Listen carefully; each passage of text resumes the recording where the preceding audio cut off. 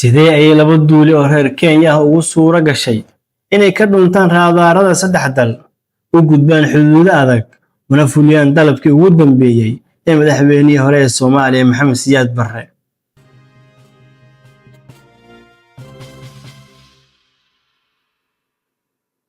Sanadkii 1991 markay si buuxda u burburtay dowladda dhexe ee Soomaaliya, waxaa xilka ka degay madaxweynihii dalka hogaaminayay in ka badan 20 sano. Isagoo ka cararaya dagaal sokeeye qalalaase baahsan, wuxuu galay safar qaxooti ah oo dheer kaas oo ugu dambeyn ku dhammaaday dalka Nigeria, halkaas oo ku geeriyooday sanadkii 1995. Balse geeridiisu ma ahayn dhammaadka sheekada.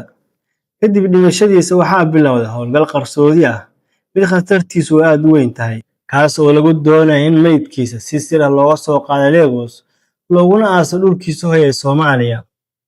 Duuliyaal rugcadda ah Xuseen Canshuur iyo Maxamed Aadan oo ka tirsanaa shirkadda Bluebird Aviation ayaa xafiiskooda ku yaala garoonka Wilson Airport ku qaabilay marti aan caadi ahayn. Diblomaasi ka socda dowladda Nigeria, dalabka miiska loo soo dhigay ma ahayn mid ganacsi ama duulimaad caadi ah. Waxaa laga codsaday inay si qarsoodi ah u qaadaan meydkii madaxweynihii hore ee Soomaaliya, kana soo qaadaan Nigeria una soo gudbiyaan Garbaharre, gobolka Gedo. Duuliye Canshuur oo mar laga wareysay arrintan ayaa yidhi, khatartu aad bay u weyneyd. Dowladda Kenya marnaba ma ogolaan lahayn howlgal noocaas ah. Haddiina lagu qaban lahaa, xirfaddeena, mustaqbalkeena, xitaa xorriyaddeena khatar ayay geli lahayd. Inkastoo lacag badan loo ballan qaaday, xabsida iyo hubanti la'aanta ayaa ka weyneyd.